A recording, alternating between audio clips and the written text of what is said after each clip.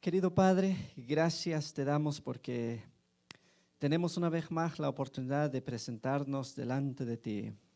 Primeramente para pedirte el perdón de nuestros pecados y para agradecerte por lo bueno que has sido con nosotros.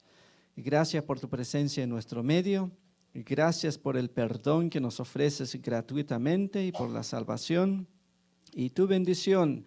Pedimos por el estudio de tu palabra en esta hora que al leer y al escuchar tu voz, oh Padre, nos ayudes a entenderte, a guardar tus dichos en nuestro corazón y a poner en práctica tu palabra.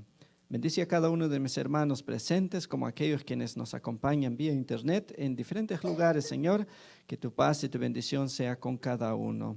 Quédate pues con nosotros y sé nuestro predicador, porque lo pedimos en el nombre de Jesús. Amén. Amén. Pueden sentarse.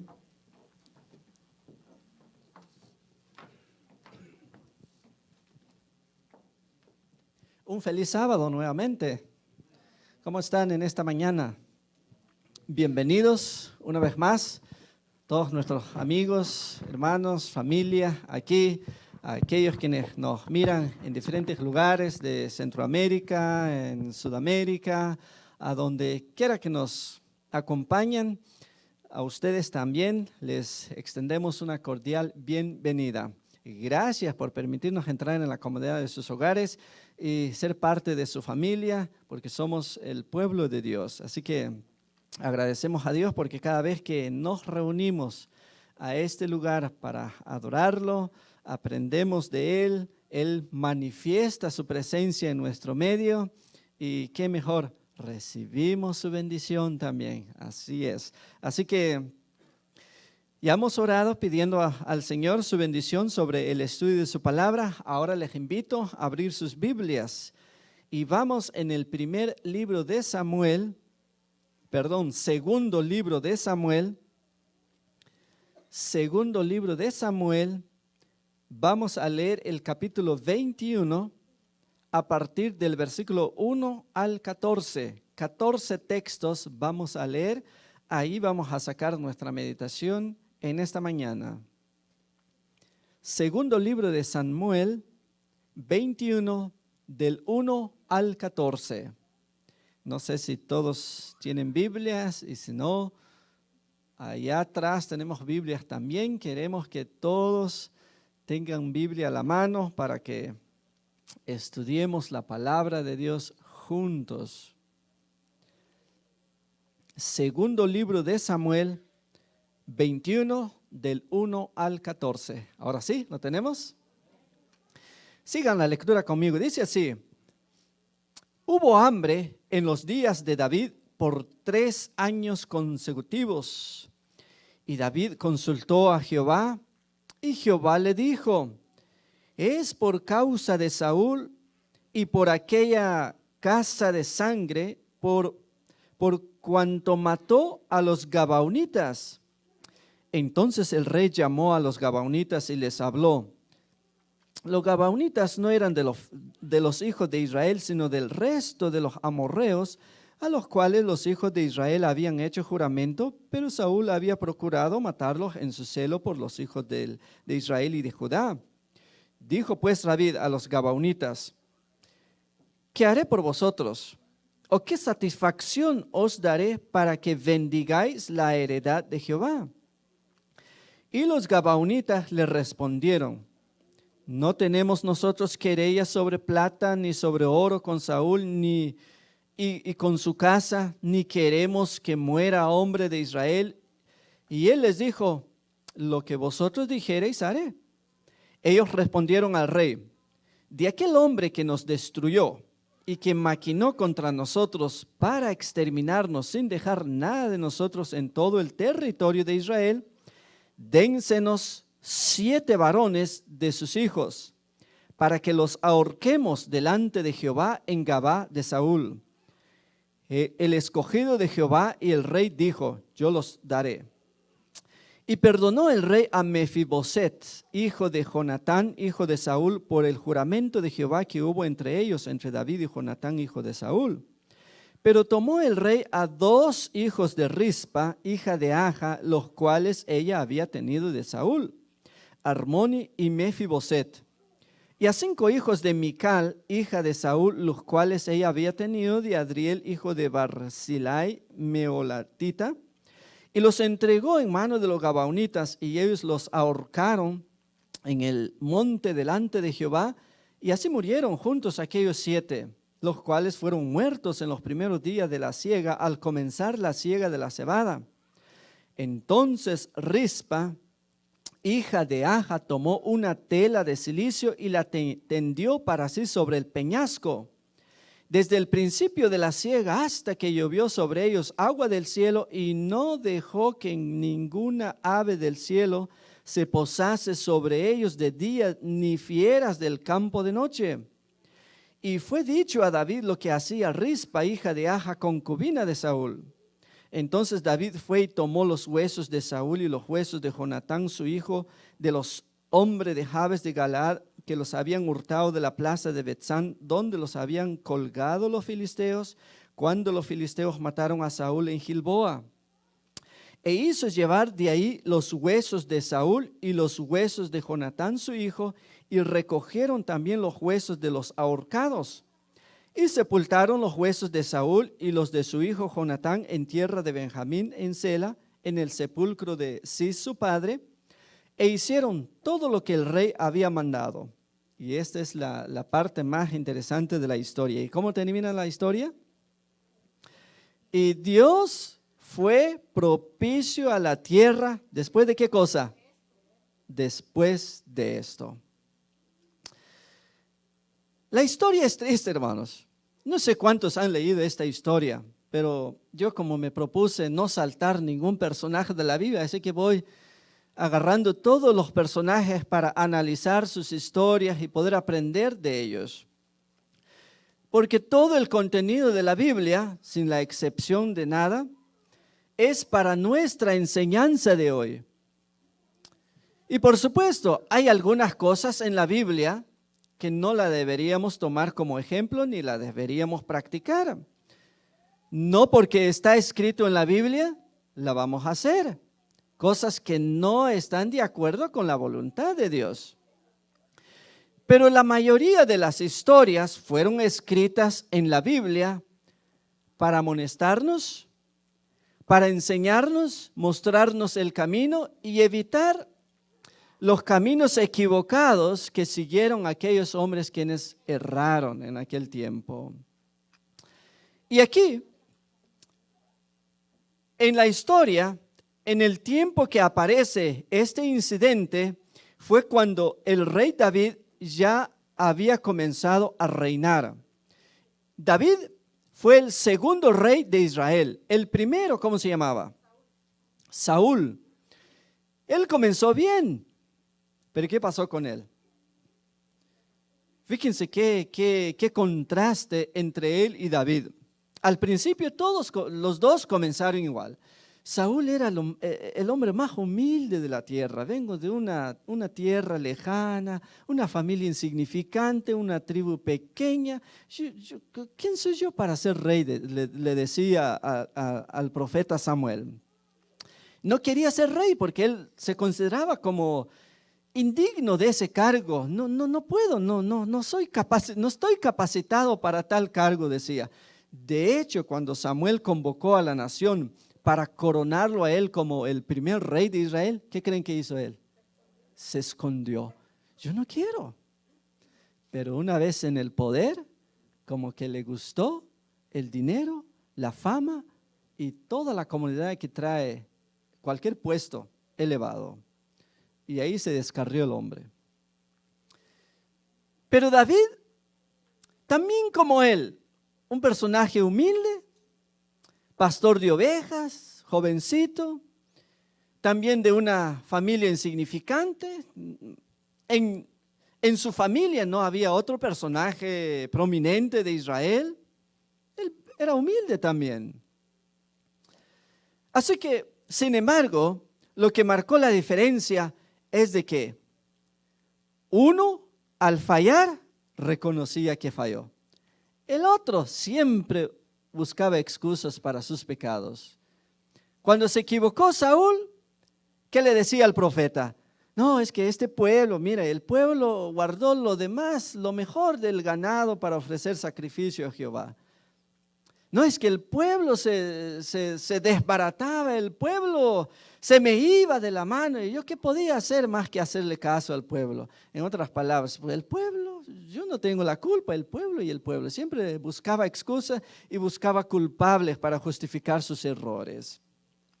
En cambio, David, cuando fallaba y se equivocaba, siempre se acercaba a Dios y le decía a Dios: Señor, pues metí la pata otra vez, aquí estoy, perdóname. Y se arrepentía de corazón, y eso fue lo que marcó la diferencia.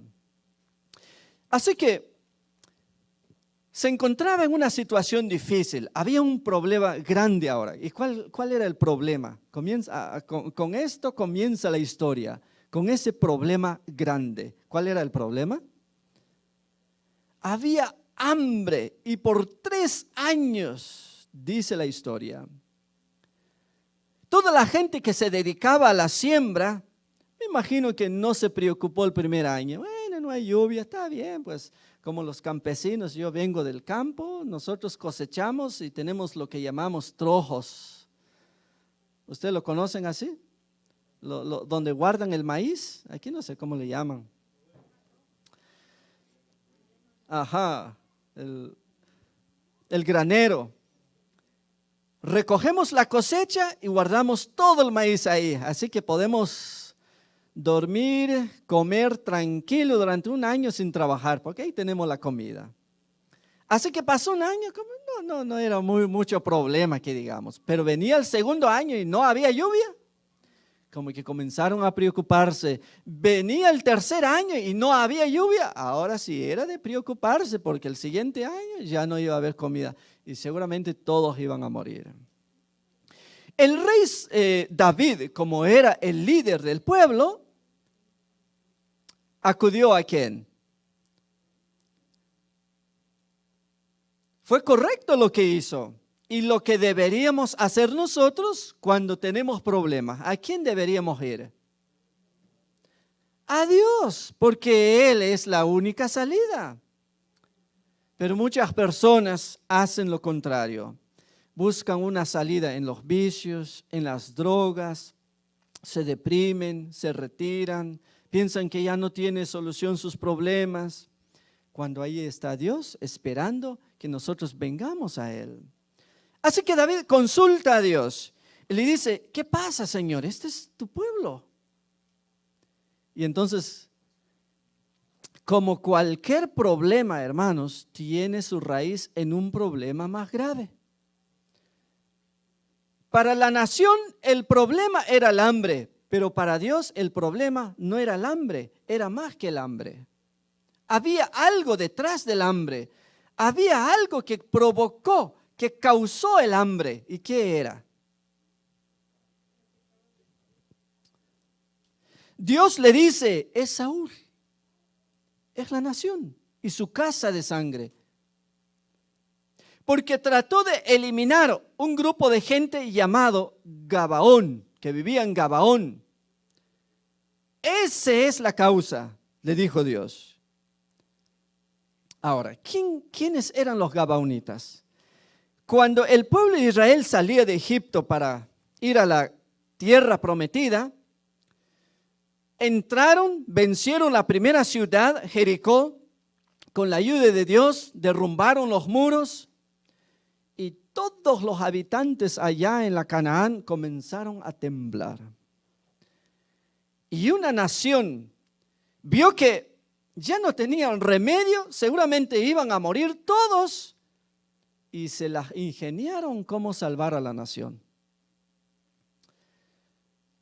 Llamaron a los ancianos, los líderes, se vistieron de harapos, consiguieron algunos panes duros ahí, mohoso, color verde, y unos, ¿cómo le llaman eso? Donde guardaban el vino, un barril, morralitos, todos desgastados, dejaron crecer el cabello y cuando esta gente venía, se le venía cayendo los piojos por ahí y llegaron ante Josué y Josué se preguntó, qué rara, qué gente rara. Ellos al presentarse ante Josué y le dijeron, mire, nosotros venimos de tierra lejana, lejos, lejos por ahí, miren. Cuando nosotros salimos como un traje nuevecito, así. Pero con el correr, como el viaje fue largo y largo, en el camino se nos desgastaron los zapatos, la ropa, nos creció el cabello, la barba, no podíamos bañarnos. Este pan era pan caliente, recién salió del horno, lo trajimos y ahora mire el pan duro, pan mohoso, verde. Así que venimos a hablar con usted, a hacer un trato. Sabemos que ustedes tienen un Dios poderoso que salva, no hay otro Dios como ellos. ¿Qué les parece? Nosotros estamos dispuestos a arrepentirnos de nuestros pecados con una condición de que ustedes nos salven, no nos maten y nosotros queremos bautizarnos y vamos a ser miembros de su iglesia. ¿Qué le parece? ¿Y qué dijo Josué? Una nación que tenía quizá 1 millón de miembros, no, pues 1 millón que vamos a bautizar, wow, va a crecer la iglesia. No, pues ya estuvo, ya traigan el papeleo por ahí, lo firmamos y firmaron el pacto. El pacto consistía en que cuando llegaran a esa nación no los iban a matar, porque ya habían hecho el pacto. El peor error que cometió Josué era no haber consultado a Dios y preguntarle quiénes eran esa gente. El siguiente día se dieron cuenta que vivían por aquí en Alda. No venían de lejos, eran sus vecinos. Pero, como en aquel tiempo y hoy en día, la Biblia nos dice que tú sí sea sí y no, no. Si ya diste tu palabra, ya diste tu palabra. ¿Y ahora qué hacía Josué? Respetar el pacto. Y Dios estaba de acuerdo. Esa gente pues venía sincera y querían arrepentirse, querían unirse a la iglesia. Y entonces Dios dijo, está bien, hay que perdonarlos. Pero el asunto fue de que lo consiguieron con engaño. Pero el asunto no fue el engaño, sino que la palabra que dijeron, estamos de acuerdo, lo vamos a perdonar. Así que ahora tenían que ser parte del pueblo. Esos gabaonitas se convirtieron en los sirvientes del pueblo de Israel, haciendo un trabajo de leñadores y aguadores para el resto de su vida. Y ellos felices con tal de que el Señor nos reciba, estamos aquí para servir. No es como nosotros, ¿verdad? Yo me bautizo, pero mejor quiero ser pastor o el primer anciano, el que limpia la iglesia, como que no. Esa gente cuando vino, si es para limpiar, para buscar leña, amén. Estamos aquí para servir. Dios nos salvó, lo menos que podamos hacer es servirle al pueblo. Y felices por servir al pueblo. Cuando Saúl llegó al trono, en su celo por el pueblo, quiso eliminar a la nación de Gabaón y comenzó a matarlos. No los eliminó a todos, pero a la mayor parte. ¿Y cómo lo consideró Dios eso? ¿Se agradó Dios de eso? Esa gente había conseguido la salvación por engaño, pero por Dios los había perdonado y los consideraba como parte del pueblo de Israel. Así que tenían que respetarlo. Y al matarlos, habían profanado un pacto hecho anteriormente en los días de Josué. Y por lo tanto, las consecuencias ahora se desatan. Y estas son las cosas que a veces no entendemos de la historia y a veces cuando pasan en nuestras vidas, mis queridos hermanos, no las entendemos. Pero no se preocupen. En la vida es parte de la fe que usted tenga preguntas sin respuestas. Es parte del cristianismo que usted está enfrentando situaciones difíciles y no las entiende, es parte de la fe. De otro modo, si tuvieras toda la respuesta de tus preguntas, ya no habría lugar para la fe. Entonces, ¿por qué los justos tendrían que pagar por los malos ahora? Ahora, por eso se desató el hambre a nivel nacional. Pero David ahora, como líder, comete otro error. En vez de, como lo hizo anteriormente, consultar a Dios cuál era la causa del hambre, hubiese ido a Dios otra vez ahora y haberle preguntado: Señor, ¿cuál es la solución de este problema? No lo hizo. En este punto, mis queridos hermanos, es donde fallamos. La mayor parte, en las veces que fallamos, no es por ignorancia, simplemente porque no acudimos a Dios en busca de su presencia para guiarnos en el camino correcto. Surgen problemas porque la vida está llena de problemas. Vivimos en un mundo de problemas, en un mundo de necesidades, de enfermedades. Y a veces cuando nos toca enfrentar una situación difícil, lo primero que hacemos es correr de aquí para allá, tratando de encontrar una solución. Y se nos olvida ¿a quién? Se nos olvida a Dios. Y cuando a veces ya no podemos, entonces nos acordamos de Él. Cuando es lo contrario lo que deberíamos hacer nosotros. Ir primero a Dios, porque Él sí tiene la solución.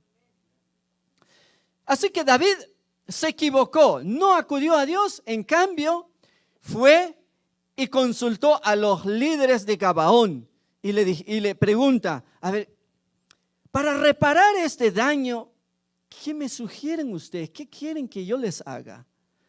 Estos estaban felices. ¿Quieres reparar el problema? ¿El daño que nos han hecho? Bien.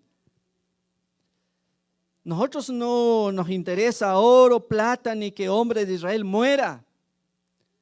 De la descendencia de ese hombre que tramó este mal contra nosotros, dennos 7 de sus hijos, o de sus descendientes, y nosotros los vamos a ahorcar allá sobre el monte.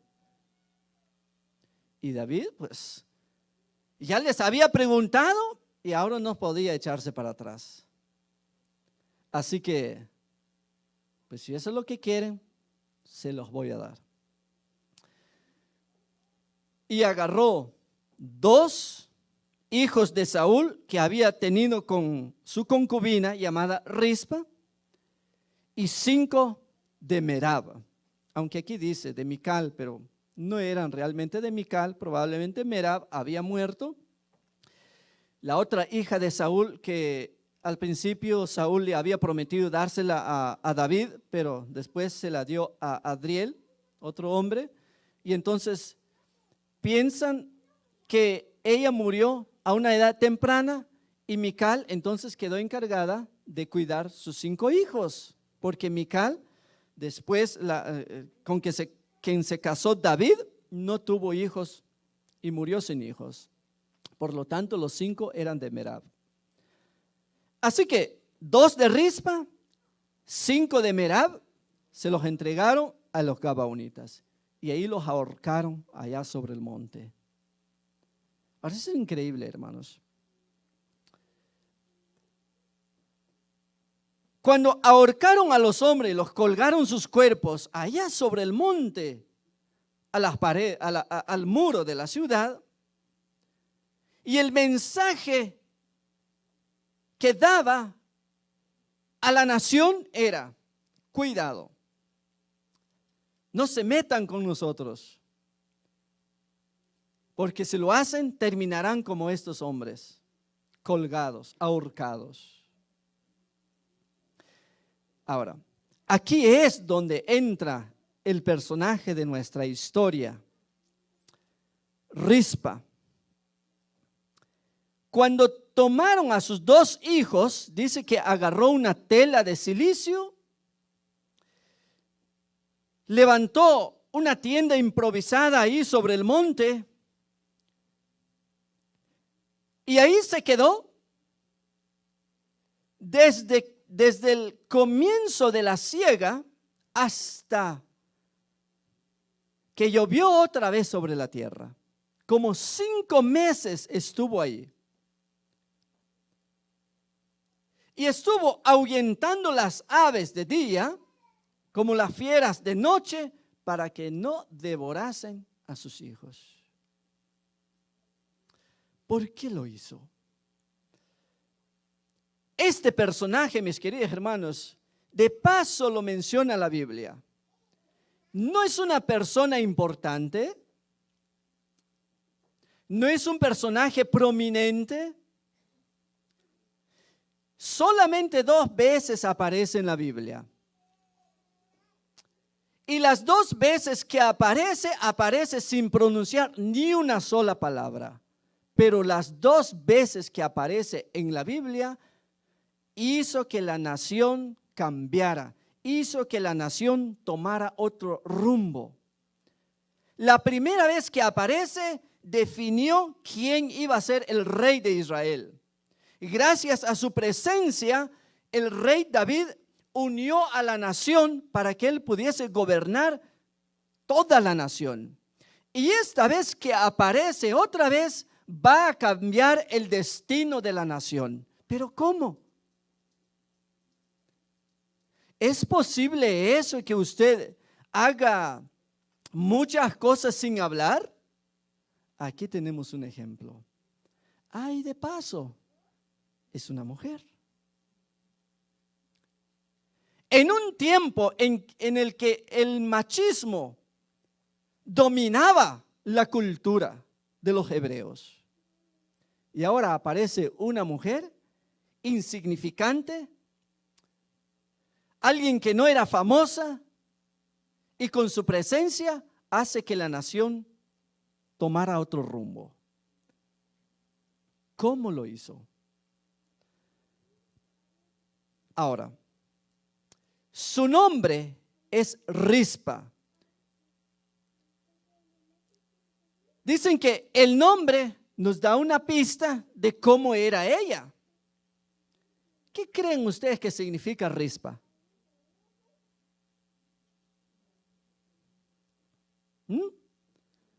¿Qué significa Rispa? Porque antiguamente el nombre es una persona. No ponían nombre a los hijos como nosotros hoy en día. Si un nombre nos gusta, le ponemos nombre a nuestros hijos, pero en aquel tiempo no era así. El nombre tenía que tener un significado y el significado tenía que coincidir con las características, con el temperamento del joven o del niño. Por lo tanto, le pusieron a este personaje de nombre Rispa porque ello coincidía con su temperamento, con su carácter. ¿Y qué significa Rispa? Ana Luz ya lo buscó en el diccionario, en Google. Significa carbón encendido. Carbón encendido. Una piedra candente. ¿En qué sentido habrá sido ella como un carbón encendido, como una piedra candente? Aquí lo describe la Biblia. Cuando le tomaron sus 2 hijos, ella no se quedó con los brazos cruzados y se quedó llorando en casa. ¿Qué hizo? La otra mujer que le quitaron sus 5 hijos, ¿qué hizo ella? Ni siquiera lo menciona la Biblia. Guarda silencio. Seguramente se quedó en casa, llorando, lamentando el hecho. No ella. Ella siguió a sus hijos y se instaló sobre el monte. Ahora, imaginen ustedes la escena ahora, mis queridos hermanos. Ella por 5 meses estuvo sobre el monte, en las noches, de día, en el calor, bajo la lluvia, en el frío. Nada lo hizo nada obligó a ella a cambiar de opinión, a cambiar de decisión. Su decisión era quedarse allí hasta que Dios escuchara su plegaria y que Dios bendijera otra vez a la nación.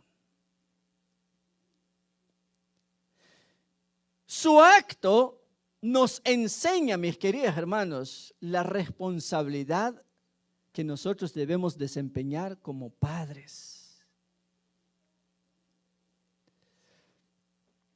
El hecho de cuidar a sus hijos ya muertos indica que cómo los cuidará cuando estaban en vida.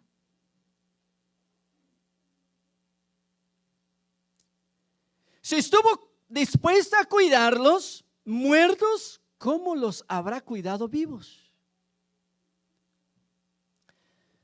Ella es un buen ejemplo de cómo deberíamos ser nosotros los padres.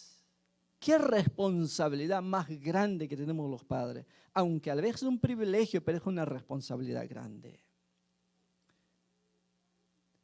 Porque ella cuidó a sus hijos, no permitió que las fieras de noche los descuartizaran, ni las aves de día vinieran y posaran sobre sus cuerpos. Me imagino que cuando llegó la primera noche, esta mujer quizá llevó una antorcha y desde lejos, allá en las alturas sobre el monte de la matanza, el monte de la venganza, sobre el monte del odio, ahí una antorcha se movía de aquí para allá, quizá defendiéndose ella misma de los animales en la noche, y cuando llegaba de día igual continuaba con su trabajo. Y la gente seguramente veía ese espectáculo. El primer día quizá no pasó nada. Bueno, la gente quizá comenzó a hablar, bueno, pobrecita, pues mataron a sus hijos, pero ya regresará, pues mañana volverá, una semana. Y cuando se dieron cuenta que pasó 2 semanas y esa mujer continuaba ahí, quizá algunos comenzaron a apostar, te apuesto que 1 mes, lo mucho que puede aguantar, quizá 1 mes y medio. Y pasaba 1 mes y esta mujer, ¿qué hacía? Seguía ahí. Pasaron 2 meses, 3 meses, 4 meses y esta mujer seguía ahí. ¿Qué era lo que quería ella?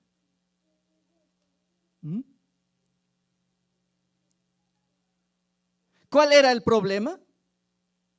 Había hambre en la nación. ¿Y en quién estaba la solución? Porque el hecho de que David, tratando de hacer justicia con sus propias manos, entregando a 7 hombres a los gabaonitas y el haberlos ahorcado, no dice la Biblia que eso le agradó a Dios como un sacrificio y de repente comenzó a llover. Dios no obra de esa manera. Entonces, sabiendo ella de que la solución no estaba en las manos de los reyes, y ella se dio cuenta de que ella podía hacer la diferencia, pero se preguntaba al principio, me imagino diciendo, ¿pero qué diferencia puedo hacer yo? Yo no soy el rey, yo no ocupo un cargo de consejero, o quizá si fuera consejera del rey, pues tal vez le diría qué tiene que hacer, pero mi presencia en este mundo, tal vez un número más. ¿Qué puedo hacer yo por mi nación? Hermanos, en un mundo lleno de problemas, de guerras, los cristianos también nos preguntamos, ¿qué podemos hacer nosotros? Y hay quienes se han desanimado y han llegado a la conclusión de que, no, pues esa es parte de la profecía, pues, ¿qué puedo hacer? De todas maneras, se va a cumplir, así que hay que esperar a ver qué pasa. No en la mentalidad de esta mujer. Ella no dijo, bueno, pues, fueron injustos. Ahora, fíjense bien, ¿dónde se encontraba esta mujer?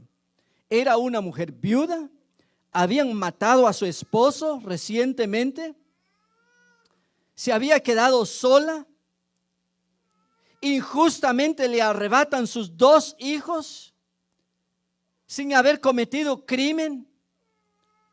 Ahora queda totalmente sola, deprimida en una... Yo creo que nadie puede imaginar el drama de esta mujer, cómo se sentía. El futuro ya no era promisorio, ya no podía haber nada más alentador en el futuro. Entonces esta mujer se entregó a la desesperación y dijo, nada, Dios se olvidó de mí. Miren lo que me han hecho. Mataron a mi esposo, que me quitan a mis hijos, los ahorcan. ¿Qué esperanza tengo yo?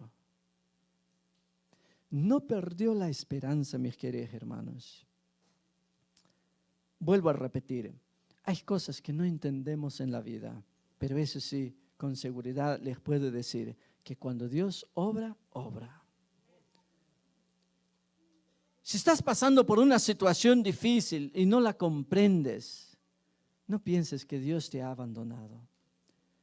No pienses que de las manos de Dios se le ha salido el control del universo, de tu vida, de tu drama. No, Dios está ahí.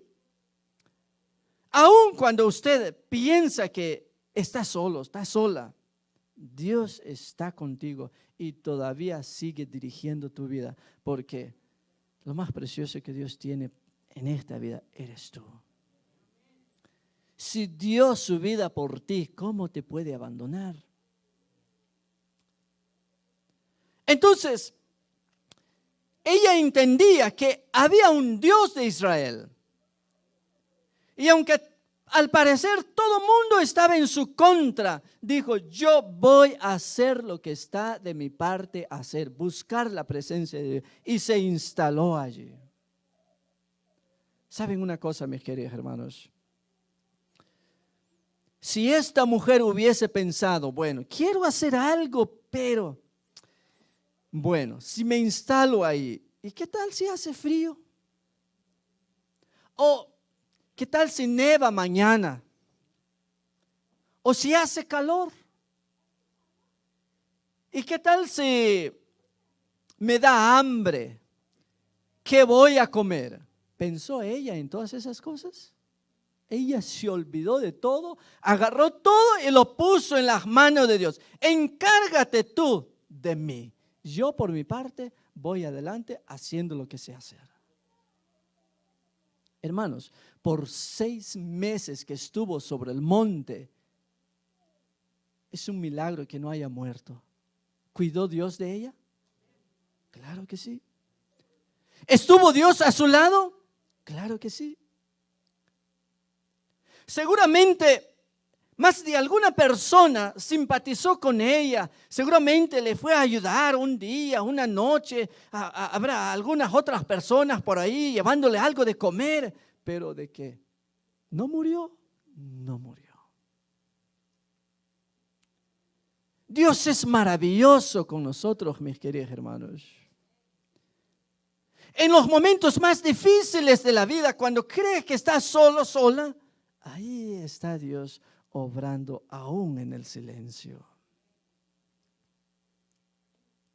Así que, pero el secreto está de que ella se puso en pie e hizo lo que estaba de su parte hacer.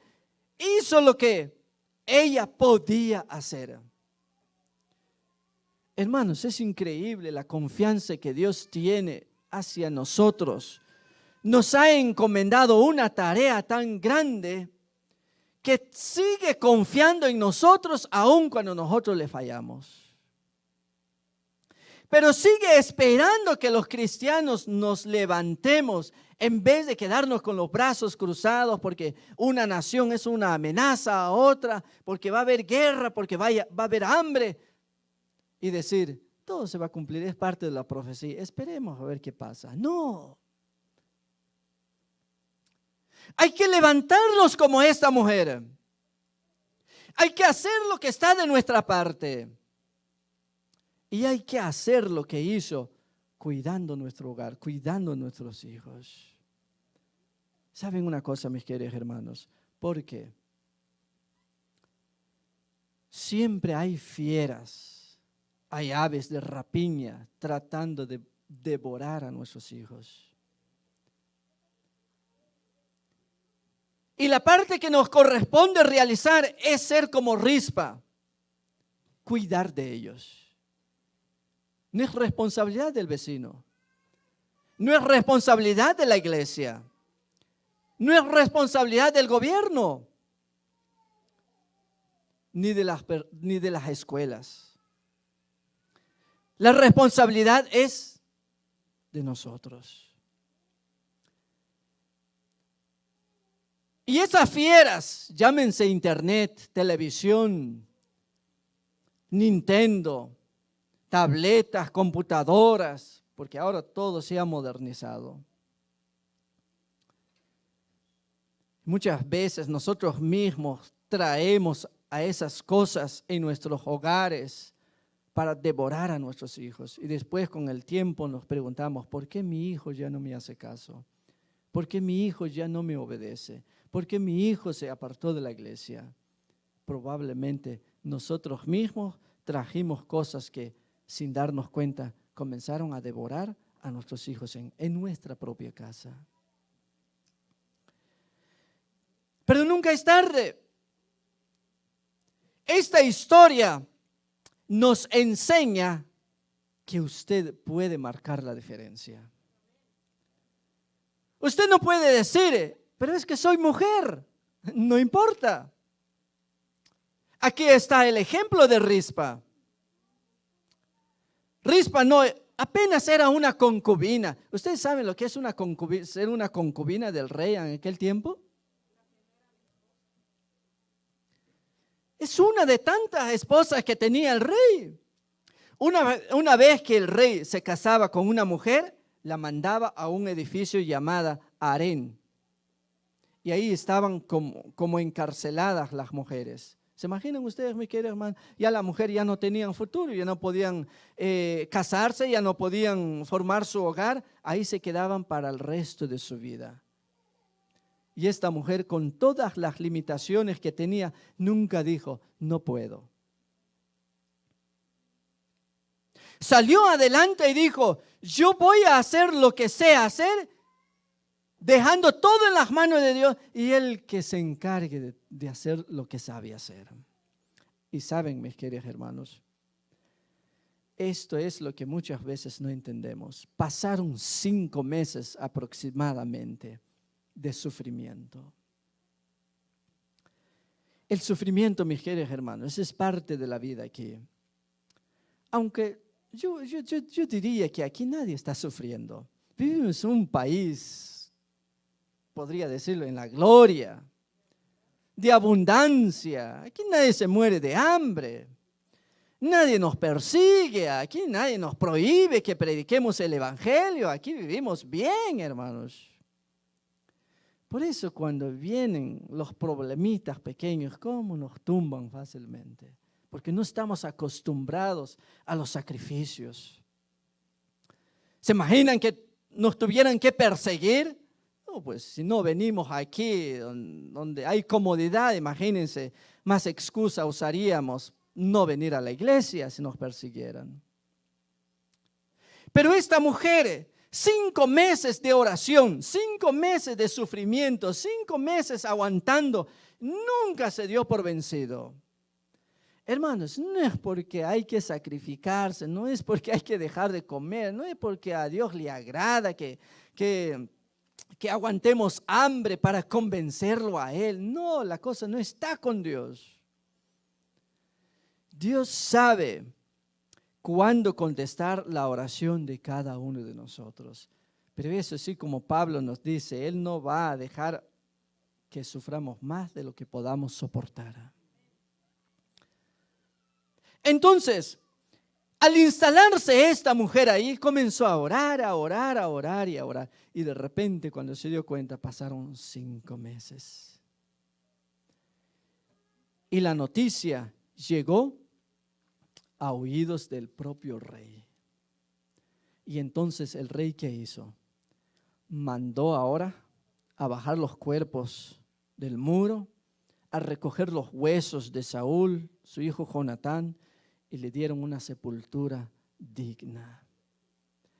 Después de ese incidente, dice el texto, el último texto que leímos, entonces después de esto, Dios fue propicio a la tierra, después lo hecho por Rispa, y nuevamente volvió la lluvia sobre Israel. ¿En qué consiste el secreto, mis queridos hermanos, de la victoria? En dependernos totalmente de Dios. Todo esto sirve para que nosotros no cometamos los mismos errores de Saúl ni de David. Podamos nosotros acudir a Dios siempre que tengamos problemas. Y Él siempre tendrá una respuesta, siempre tendrá una solución y siempre nos dará una salida en medio de nuestros problemas. Porque Dios es grande. Él nunca te abandonará, nunca me dejará solo. Él siempre nos acompañará. Él prometió a su pueblo en el pasado, mi presencia irá con ustedes. Y así lo hizo. Con nosotros también. Su presencia está con nosotros a través del Espíritu Santo y nos acompañará hasta llegar a la tierra prometida, la celestial, una tierra mejor. Pero el hecho de que Dios nos ame, nos cuida, nos protege, no quiere decir que todos se van a salvar.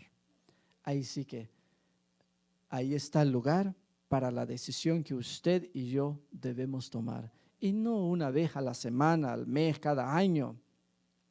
Todos los días necesitamos hacer esa decisión de ponernos de parte de nuestro Dios. Por eso quiero invitarles en esta mañana para que renovemos nuestro pacto con Dios. Mientras nuestros hermanos pasen a cantar el último canto, eleva usted una oración al Señor. Dígale, quiero devolver mi corazón otra vez a ti. Quizá por los errores me he apartado muy lejos de ti, pero ahora quiero volver. Quiero entregar nuevamente mi corazón, mi vida, y quiero hacer lo poquito que yo sé hacer. Quiero hacer la parte que me toca hacer. No quiero quedarme con los brazos cruzados, viendo que mis hijos se me van, viendo que mi hogar se está destruyendo, viendo el mundo, mi sociedad corrompiéndose. Quiero hacer mi parte. Amén. Y hemos aprendido que con nuestro ejemplo, a través de la fidelidad de usted en la iglesia, en su trabajo, donde quiera que esté, puede haber un cambio. Si esta mujer trajo la bendición del cielo sobre una nación, salvándola así del hambre, usted también puede marcar la diferencia, porque su influencia va a ejercerse poderosamente sobre las demás personas que lo rodean. Que Dios nos bendiga. Amén. Pues de pie vamos a cantar nuestro último canto.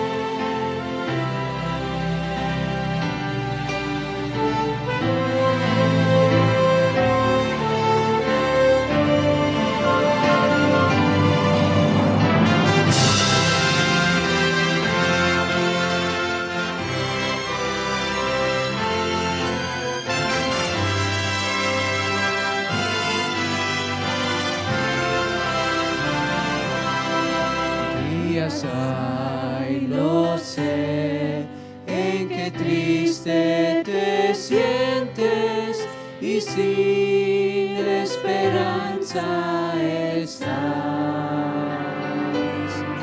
pero existe un Dios que promete ayudarte y fuerzas tu alma tendrá. Nunca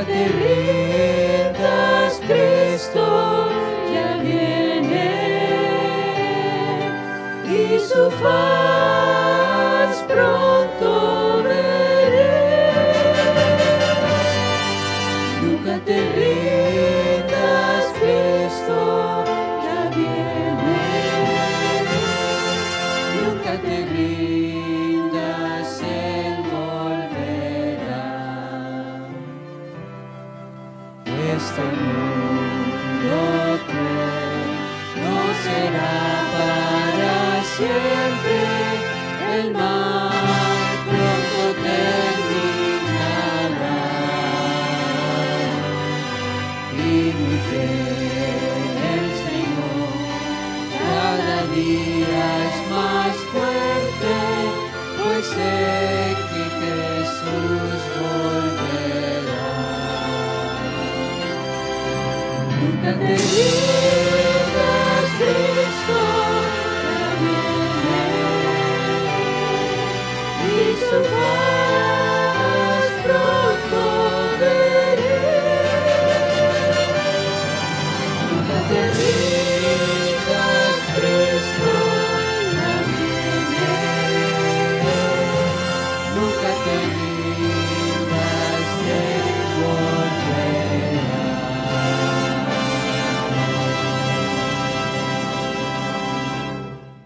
Amén. Oremos.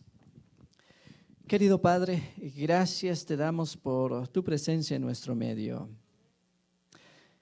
Y aunque con seguridad puedo decir que nosotros no sufrimos en este lugar, Señor.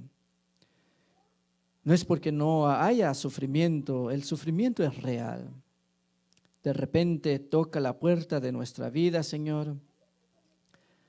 Pero en otros lugares tenemos hermanos que realmente están siendo perseguidos por su fe. En algunos lugares hay hambre, hay guerras y hay muchas otras cosas que entristecen nuestros corazones, Señor. Pero, Padre querido, hemos aprendido una lección maravillosa de tu palabra en esta hora. Si bien controlas el universo, si bien es tu creación y no lo has abandonado, Señor, sin embargo, nosotros los cristianos en este mundo somos tus manos, tus pies, tu vista, tu voz para compartir tu palabra y dar esperanza al mundo y para servir a nuestros semejantes. Esta mujer de nuestra historia, Señor, cambió el destino de la nación sin emitir ni una sola palabra. Oh Padre querido, ayúdanos a contemplar a Jesús cada día para que nos asemejemos más a Él. Que la gente cuando nos vean a Jesús en nosotros. Oh querido Padre, que no nos quedemos con los brazos cruzados, aun cuando nuestra situación es compleja, es triste, es desesperada como la situación de esta mujer de nuestro estudio de hoy. No nos quedemos con los brazos cruzados. Hagamos lo que está de nuestra parte hacer. Y tú, oh Padre querido, bendecirás la obra de nuestras manos.